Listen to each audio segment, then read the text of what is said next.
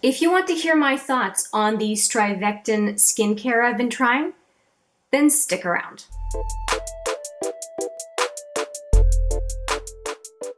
Hi there, it's Hélène with another video, and today we are talking StriVectin. I have 4 products to talk about, and I am almost out of these products, and that's why I'm filming this video.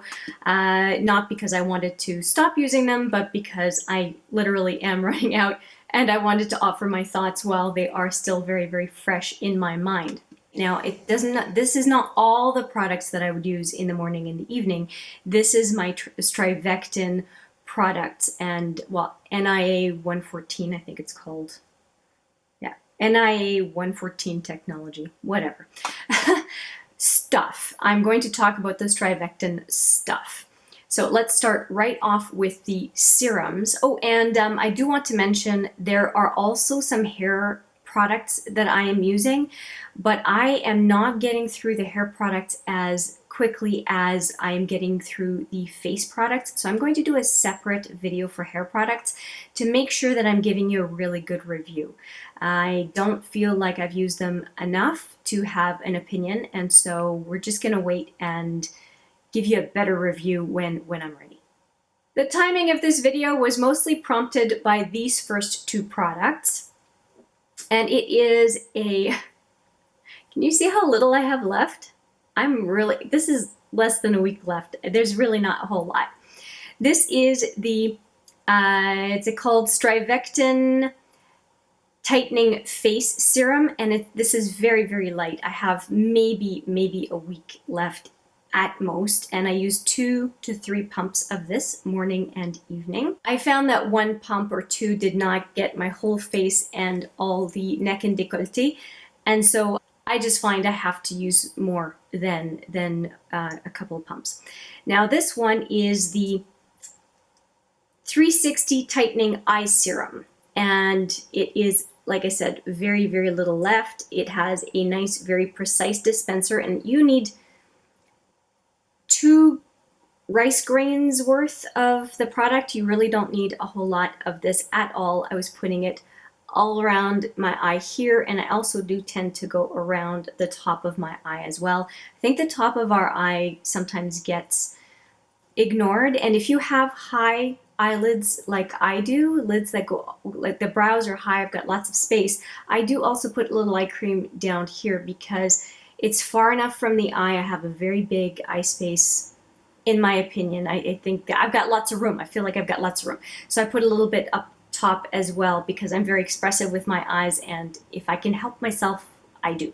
The 2 serums felt really good. They felt like a serum is supposed to feel.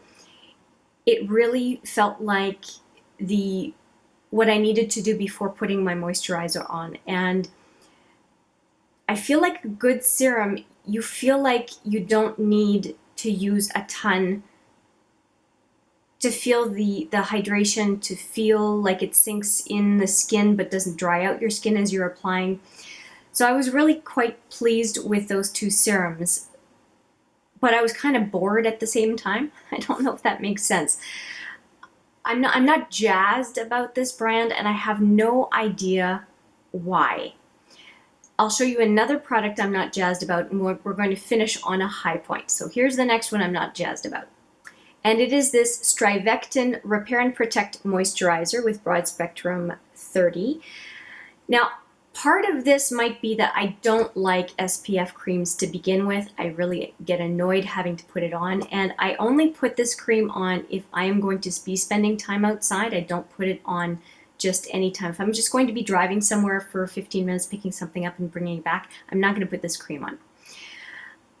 I appreciate the fact that the dispenser, you push it down and just the right amount comes out. Sometimes I had to do 1.5 pumps, but it's usually about the right amount. I find it very sanitary. I appreciate that, and I think that that is something that I'm going to look for in creams like this. I also like the fact that it is not exposed to light in any way, and I think it probably keeps the integrity of the SPF more intact than if it were exposed to light on a regular basis. Like I said, I'm not super excited about this cream, and I got it next to my eye one day. Holy cow, because you do your face cream in the morning, you don't, my mind is wandering, I'm not thinking. And twice I think I got this by my eye, and whoo, yes, there is SPF in there because it hurt a lot. um, but yeah, not jazzed. It does not have a smell. It just has the clinical kind of smell of a moisturizer with SPF, and no scents, no perfumes. And I would say as well, the two face serums I just mentioned, the TL Advanced serums, firming serums, they don't, for eye and face, they don't have any scent as well. Are they good products as far as I can see? Yes. I just don't know why I'm not jazzed about them. And it might be the packaging. I'm not sure. But yeah, I mean, what can I say? One that I am more jazzed about out of the whole group, again, I'm not crazy about the packaging, but it is the StriVectin TL Advanced Tightening Neck Cream. And I like it because it's very thick, and very, very little of this cream is required to do your face and neck. Because it is so thick, you really feel like it's doing a lot for your face. And I have not that much left. But this is a small container. This is 30 ml. It's not like a regular face cream container. And I'd say I have about 20 to 25% left, and it was very full. If you watch the intro video, I'll just put the intro video right here if you want to see it. You can see the hair products I'm trying as well in that video. I liked this cream. I think you can tell just by the peaks in there that it's very thick.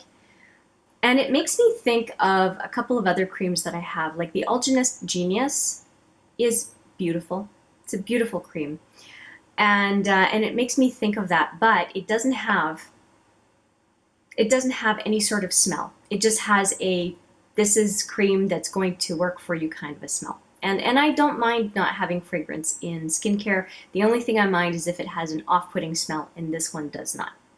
It's just very clean smelling. It's not, there's no fragrance. It smells like it's a cream that's going to be good for you. How's that? I would say the biggest thing is, would I repurchase? So out of this whole line, if I were to find this line for half off and I needed to get some skincare, I would say this is a good quality cream, and I might very well pounce on it. If I had the option between that and another high-end brand, because this is expensive. This is not, StriVectin is not cheap. If I had the choice between that and some of my other preferred brands, I probably would not go for this one. And I just, sometimes we connect with packaging, we connect with some sorts of products. And this one, I just don't. I like the quality of it, but there are other brands that I like the quality of as much or more, and they're about the same price range. And I like the packaging, I like the whole experience. So if I'm going to pay the same amount, I want the full value, I want the maximal value, and the value is not just the product inside the containers, but really how the brand makes us feel. And I find that if I feel good about a brand and I really like the packaging, I really like the experience of it, I'm more likely to do a better skincare regimen. And that's the reality. And if you want to know a few brands that I really like, I definitely really like the Algenist brand. I also quite like the Ulla Henriksen brand. So those would be two just off the top of my head that I quite enjoy.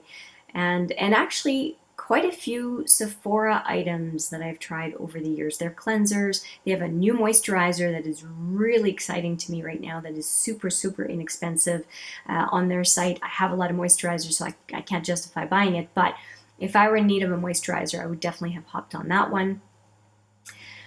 So that's it. That is my review of the StriVectin TL Advanced and the StriVectin SPF 30 Broad Spectrum Moisturizer.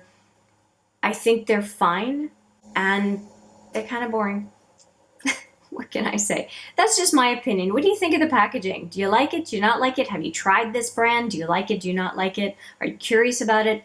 please let me know in the comments. And if you have any other brands, skincare wise, that you're hoping for me to use on my channel and to do a full review on, please let me know. Algenist is definitely one that I can do. And the next one coming up, which you will see tomorrow, I'm guessing, or at least the next time I put up a video, is my introduction for the next brand new focus skincare. And I will be showing you or introducing a new brand new focus that was requested by one of you. Thank you so much for watching. I appreciate it every time, as usual. And I look forward to seeing you in the next video.